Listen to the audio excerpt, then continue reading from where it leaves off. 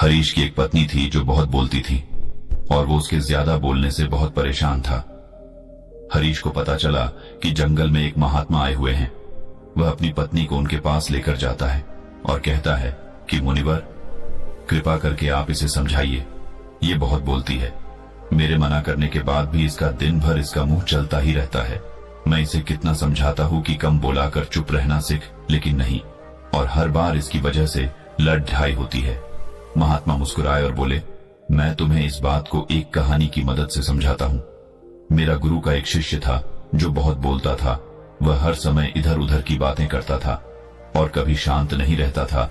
जब वह दान लेने के लिए जाता तो हर घर से एक नई कहानी लेके आता और आश्रम के दूसरे शिष्यों को सुनाता, और एक शिष्य की दूसरे से बुराई करता, चुगली करता और दूसरों के सामने अच्छा बनने का प्रयास करता और खुद के मुंह से ही खुद की तारीफ करता रहता और हमेशा खुद को गुरु के सामने सबसे बुद्धिमान और उत्तम साबित करने का प्रयास करता। वह खुद को सभी शिष्यों से अलग और श्रेष्ठ मानता था। उसका कहना था कि मैं एक अमीर घर का बालक अगर मैं चाहता तो एक आरामदायक और सुविधाओं से भरा जीवन जी सकता, लेकिन मैं वह सब छोड़ कर यहाँ आ गया क्योंकि मुझे खोज करना, खुद को जानना है, जीवन को जानना है। एक दिन गुरु ने आश्रम के सभी शिष्यों को बुलाकर कहा, आप सभी को अगले 1 महीने के लिए कोई न कोई संकल्प लेना होगा। इससे आपकी संकल्प शक्ति मजबूत होगी और आप में आत्मशक्ति का संचार होगा। आप सभी अपने सामर्थ्य के अनुसार कोई भी संकल्प ले सकते हैं, और यदि 1 महीने से पूर्व आप में से जिसका भी संकल्प टूट जाएगा तो वह अपनी पुरानी दिनचर्या में वापस आ सकता है। सभी शिष्यों ने अपनी शक्ति के अनुसार संकल्प लिए और गुरु को अपने अपने संकल्प के बारे में बताकर वहां से चले गए। लेकिन वह शिष्य जो खुद को सबसे अलग दिखाना चाहता था, वह सीधे गुरु की कुटिया में पहुंच गया और बोला, मैं कोई छोटा मोटा संकल्प नहीं लेना चाहता, बल्कि खुद की ही जैसे एक और महान संकल्प लेना चाहता हूँ। कृपया आप ही बताएं मुझे क्या संकल्प लेना चाहिए। उसकी यह बात सुनकर गुरु मुस्कुराए बोले, क्या तुम मेरे द्वारा दिए गए संकल्प को पूरा कर पाओगे? क्या तुम्हारे लिए उसे पूरा करना संभव होगा? शायद नहीं, वह तुम्हारे लिए संभव नहीं, तुम उसे पूरा नहीं कर पाओगे, इसीलिए तुम खुद ही कोई संकल्प ढूंढो। शिष्य ने कहा, नहीं गुरुदेव, आप जो भी संकल्प मुझे देंगे मैं जरूर उसे पूरा करूं। गुरु ने कहा, ठीक है, तो तुम अगले 1 महीने तक चुप रहो, मुंह से एक शब्द भी नहीं निकालोगे, यही है तुम्हारा संकल्प। शिष्य ने कहा, गुरुदेव, यह भी कोई संकल्प है? ये तो बहुत ही आसान है, आप कोई संकल्प दीजिए जो मेरी योग्यता के बराबर हो। गुरु ने कहा, पहले तो तुम इस संकल्प को तो पूरा करके दिखाओ। शिष्य ने गुरु की बात मान ली और वह उसी समय चुप हो गया और पलटकर कुटिया से बाहर चला गया। उसे चुप रहना बहुत आसान लग रहा था। उसने एक दिन तो जैसे तैसे चुप रहकर काट लिया, लेकिन दूसरे दिन से उसके मन में ना बोलने का बोझ बढ़ने लगा, और तीसरे दिन उसे भारीपन महसूस होने लगा, और चौथे दिन उसके अंदर एक अजीब सी बेचैनी होने लगी, क्योंकि आसपास आश्रम के सभी शिष्य एक दूसरे से बातें कर रहे थे। वह भी अपना पक्ष उनके सामने रखना चाहता था, उनकी बोलती बंद कर देना चाहता था, लेकिन उसका संकल्प उसके आ रहा था, इसीलिए वह पूरे दिन सिर्फ और आंखें बनाता। इसी तरीके से कुछ दिन और बीते और वह शिष्य बीमार पड़ गया। उसका सिर फटा जा रहा, उसका खाने पीने तक का मन नहीं था, वह सिर्फ बोलना चाहता था। वह गुरु के पास गया और उनके सामने बैठकर लिखकर उन्हें बताया, गुरुदेव, मैं बोलना चाहता हूँ, बिना बोले मुझे सांस नहीं आ रही है, मेरा दम घुटता जा रहा है, मैं अंदर ही अंदर पागल हुआ जा रहा हूँ, मैं क्या करूँ, संकल्प तो ड दूं क्या? ये पढ़कर गुरु मुस्कुराए और बोले, मैं संकल्प ढाने के लिए नहीं होते, लेकिन जो अपने संकल्प को पूरा कर लेता है वह अपनी आंतरिक शक्ति को बढ़ाता है, और जो अपनी आंतरिक शक्ति को बढ़ा लेता है वो समाज और जागृति की राह पर आगे बढ़ जाता है। संकल्प का लेना भी तुम्हारे हाथ में था और इसे तोड़ना भी तुम्हारे हाथ में है। तुम्हारे बहुत से भाई अपने संकल्प को तोड़कर अपनी पुरानी दिनचर्या पर वापस आ चुके हैं। अगर तुमसे नहीं हो पा रहा तो तुम भी संकल्प तोड़कर अपनी पुरानी दिनचर्या पर वापस जा सकते हो। लेकिन याद रहे, अगर आज तुम इस छोटे से संकल्प को नहीं संभाल पा रहे तो तुम अपनी बाकी की पूरी जिंदगी को कैसे संभाल सकोगे? बाकी फैसला पूरी तरह से तुम्हारे हाथों में है। गुरु की यह बात उस शिष्य के दिल में चोट कर गए। वो बिना कुछ बोले वहां से वापस चला गया और खुद को अपनी कुटिया में बंद कर वह केवल अपने जरूरी कामों के लिए ही कुटिया से बाहर निकलता, बाकी सारे समय कुटिया के अंदर ही बैठा रहा। 15 दिन बीत चुके थे और आश्रम के लगभग सभी शिष्यों का संकल्प अब तक टूट चुका था, लेकिन उसका संकल्प अभी भी जारी था। संकल्प लेने के बाद से अब तक उसने एक शब्द भी नहीं बोला। सारा आश्रम हैरान था कि इतना बोलने वाला इंसान चुप कैसे हो। 15 दिन बीतने के बाद वह दोबारा अपने गुरु के पास गया और लिखकर बताया है, गुरुदेव, मैं बाहर से तो चुप हूं, लेकिन मेरे भीतर बहुत सी आवाजें हैं, बहुत सी चीख पुकार और शिकायतें हैं। मैं अंदर ही अंदर बात करता रहता हूं। मेरा मन तरह तरह के प्रश्न पूछता है। मैं बाहर से जितना मोर, भीतर से उतने ही शोर शराबे से भरा। क्या इस तरह से मेरा संकल्प अभी भी है? गुरु ने कहा, हाँ, तुम्हारा संकल्प अभी भी जारी है, लेकिन जब तक लोगों की ये आवाजें तुम्हारे कानों में उठती रही, तुम्हारा मन बोलता रहेगा, क्योंकि इसे तो आदत है। तुम भले ही बाहर से चुप रहो, लेकिन तुम अंदर ही अंदर बोलते रहोगे। तुम्हें इन बातों से, इन आवाजों से दूर जाना चाहिए। शिष्य गुरु को प्रणाम कर वहां से चला जाता है और सुबह होते ही अपनी कुटिया छोड़ जंगल की तरफ चला जाता है। कई दिन बीत जाते, संकल्प का समय भी पूरा हो जाता है, लेकिन शिष्य लौटकर नहीं आया। आश्रम में सभी को डर था कि कहीं जंगली जानवर ने उसे खाना लिया हो। इस बीच उसे ढूंढने की बहुत कोशिश की गई, लेकिन वह कहीं नहीं मिला। गुरु भाइयों ने मान लिया था कि जंगली जानवरों ने उसे अपना शिकार बना लिया है, लेकिन गुरु को ऐसा नहीं लगता। एक दिन आश्रम का एक अन्य शिष्य गुरु के पास आया और बोला, गुरुदेव, हमारे उस अधिक बोलने वाले भाई के साथ क्या हुआ होगा? क्या जानवर ने उसे मार दिया होगा?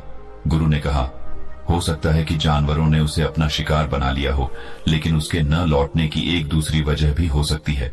शायद उसे वह मिल गया है जिसके लिए वह गया था। फिर शिष्य ने पूछा, गुरुदेव, क्या ज्यादा बोलना इतना हानिकारक होता है? गुरु ने बोला, कहा, इंसान के जीवन के बहुत सारे दुखों में से एक दुख यह भी है कि वह कभी चुप नहीं रह सकता, हमेशा कुछ न कुछ बोलता ही रहता है। सिर्फ हमारे बोलने के कारण हमारे आधे से ज्यादा दुख पैदा होते हैं।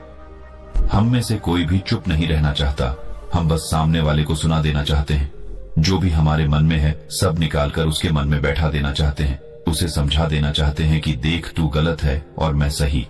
इस तरीके से सुनने और सुनाने का यह काम जिंदगी भर चलता रहता है, लेकिन इस नासमझी में हम अपना समय, अपना जीवन, अपनी समझ और सबसे महत्वपूर्ण अवकीमती पल जो जिए जा सकते हैं, जिनको अनुभव किया जा सकता है, जिनमें आनंद को प्राप्त किया जा सकता है, यह सब खो देते हैं।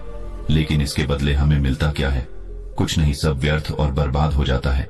शिष्य ने पूछा, तो फिर इसका समाधान क्या है? गुरु ने कहा, पूरी जागरूकता के साथ अपने विचारों को देखना, यही एकमात्र तरीका है। सारी मानसिक समस्याओं का वर्तमान में रहकर चिंतन करना, पूरी जागरूकता के साथ अपना काम करना जिंदगी में चमत्कारिक बदलाव ला देता है। उसके बाद वह शिष्य गुरु से अपने प्रश्नों का उत्तर पाकर उनको प्रणाम करके वहां से चला गया। उस शिष्य को आश्रम छोड़ ढकर गए 3 महीने का समय बीत चुका था, लेकिन उसकी कोई खबर नहीं। अब तक तो सभी गुरु भाइयों ने भी उसके वापस लौटने की उम्मीद छोड़ी, लेकिन एक दिन वह आश्रम लौट आता है। लेकिन अब वह नहीं था जो यहां से गया था, वह कुछ और ही बनकर वापस आया था। उसके अंदर एक गजब का बदलाव महसूस किया जा सकता था। उसके चेहरे पर एक गजब का ठहराव और आंखों में बनी शांति थी। आश्रम में आते ही सभी गुरु भाइयों ने उसे चारों तरफ से घेर लिया और बातें करने लग गए। वह भी अपने गुरु भाइयों से बातें करने लगा। उससे बात करने वाले सभी ने यह अनुभव किया कि अब वह पहले जैसा उतावला और बातूनी नहीं रह गया था। उसके मुंह से एक एक शब्द बहुत ही सुलझे हुए और मधुरता के साथ निकल रहे थे। थोड़ी देर तक गुरु भाइयों से बात करने के बाद वह सीधा गुरु की तरफ चला गया। उसने गुरु के चरण छुए और कहा, गुरुदेव, क्या मैं अब भी मौन हूं? क्या अब भी मेरा संकल्प जारी है? गुरु ने कुछ देर तक शिष्य की आंखों में बड़े ध्यान से देखा और कहा, हाँ, तुम अब भी मौन हो। तुम्हारे मुंह से एक भी शब्द निकल नहीं रहा और तुम्हारा संकल्प अभी भी जारी है। शिष्य ने कहा, गुरुदेव, जब मैं आश्रम से गया तो मैं मुंह से तो चुप था, लेकिन मेरे अंदर बहुत सी आवाजें थी। मन में बहुत से प्रश्न थे और वह बंद नहीं हो रहे थे, तो मैं जंगल में चला गया, इस उम्मीद से कि वहां मुझे शांति मिलेगी और मेरे मन की बकबक कम हो जाएगी। लेकिन मैं जितना एकांत में जाता गया, मेरे अंदर की आवाज उतनी ही तेज होती गई। मेरे भीतर की पुरानी से पुरानी आवाज मुझे सुनाई देने लगी। तब जाकर मैंने महसूस किया कि मैं कितना गलत कर रहा था। जब मैं अपने परिवार वालों, दोस्तों को और गुरु भाइयों को बुरा भला कहता था तो उस समय मुझे लगता था कि मैं सही कह रहा हूँ। जब मैं गुरु भाइयों की एक दूसरे से चुगली करता था और उनका मजाक बनाता तब भी मुझे यही लगता था कि मैं उनसे बेहतर हूँ और मैं सही कर रहा हूँ। लेकिन उस दिन मैंने पहली बार महसूस किया कि मैं कितना गलत बोलता था। काफी दिनों तक ये आवाजें, ये शिकायतें मेरे अंदर चलती रही, लेकिन धीरे धीरे करके एक दिन ये सारी आवाजें मेरे अंदर से समाप्त हो गई। अब मैं भीतर से भी मौन हो गया। उस घने जंगल में बाहर से कोई बोलने वाला था नहीं और भीतर कोई आवाज बची ही नहीं थी और मैं उस दिन पहली बार मौन का सही अर्थ समझा। मेरे चारों तरफ बहुत शांति थी। हालांकि अभी भी कुछ आवाजें आ रही थीं जो पहले भी आती थी, लेकिन मैं उन्हें सुन नहीं पाता था। पर अब वह सभी आवाजें मुझे स्पष्ट रूप से सुनाई दे रही थीं।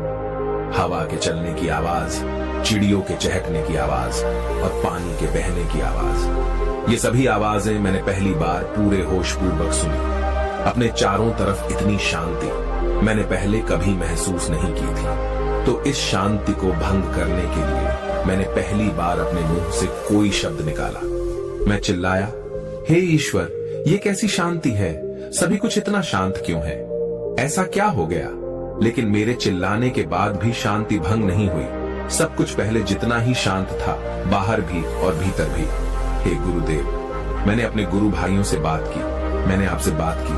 मैं बोल रहा हूं, मैं चल रहा हूं, मैं सब कुछ देख रहा हूं, लेकिन मैं अपने भीतर एकदम एकांत में हूं, मौन में हूं, भीड़ में होता हूं, तब भी भीतर से अकेला एकांत में होता हूं। जब मैं खुद में भी शोर करना चाहता हूं, तब भी एकांत में ही होता हूं। अब सब दिखाई पड़ने लगा है, सब सुनाई पड़ने लगा है। गुरु ने कहा, जब तक हम बाहर की तरफ बोलते रहेंगे, भीतर अशांति ही रहेगी। लेकिन जिस दिन हम भीतर की तरफ मुड़ जाएंगे, तब हमारे मुंह से कुछ भी निकलेगा, हम शांत ही रहेंगे। दुनिया में जितनी भी बुराइयां हैं, ज्यादातर हमारे बोलने से ही उत्पन्न होती है, क्योंकि हम चुप रहना नहीं चाहते। हम जितनी जरूरत है उससे कहीं ज्यादा बोलते हैं। हम सामने वाले को सुनना नहीं चाहते, बल्कि उसकी बोलती बंद कर देना चाहते हैं।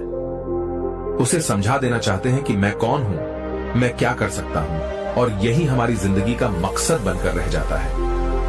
हमारी सारी ऊर्जा व्यर्थ के बोलने में बर्बाद होती रहती है। ऐसे ही समाज में लोगों का जीवन दुखों से भर जाता है, जो हमेशा एक दूसरे को सुनाने में लगे रहते हैं। कभी एक दूसरे को सुनना नहीं चाहते, समझना नहीं चाहते, और चुप रहना तो उन्होंने कभी सीखा ही नहीं, क्योंकि चुप रहना उन्हें छोटा महसूस करवाता है। दुनिया की सभी लड़ाइयों का कारण हमारा बोलना ही है। इसलिए हमें सिर्फ उतना ही बोलना चाहिए जितना जरूरी हो, क्योंकि व्यर्थ का बोलना ऊर्जा को नष्ट करना है, और यह बोलना ही हमें कभी अपने भीतर की ओर लौटने नहीं देता, क्योंकि यह हमें बाहर की ओर खींचकर रखता है, और बाहर है ही क्या इस संसार के अलावा। लेकिन अगर अपने भीतर के संसार की ओर मोड़ना है तो इस मुंह को बंद ही रखना चाहिए। इसीलिए जितने भी बुद्ध हुए, आत्मज्ञानी हुए, वह सभी एकांत की ओर भागे, ताकि उन्हें ज्यादा न बोलना पड़े, ज्यादा सुनना न पड़े। वह एकांत में रहे और शांत रहे, इसीलिए आसानी से भीतर की यात्रा कर पाए। लेकिन अगर कोई चाहे तो इस संसार में रहकर भी एकांत में रह सकता है, शांत रह सकता है, लेकिन इसके लिए उन्हें अपनी ऊर्जा बचानी होगी, जिसे वह अब तक अपने व्यर्थ के शब्दों में बर्बाद कर रहे थे। दोस्तों, इस कहानी की सीख यही है कि व्यर्थ का बोलना ऊर्जा को नष्ट करना है। ज्यादा और व्यर्थ बोलना ही हमें अपने भीतर की ओर लौटने नहीं देता, क्योंकि यह हमें बाहर की ओर झुकाए रखता है, और जिन्हें भीतर की यात्रा करनी है उन्हें अपने मुंह को बंद ही रखना चाहिए। मुझे उम्मीद है कि आपको यह कहानी पसंद आई होगी और काफी कुछ सीखने को मिला होगा। कहानी के बारे में अपने विचार आप हमें नीचे कमेंट बॉक्स में कमेंट करके बता सकते हैं। बाकी अगर ये कहानी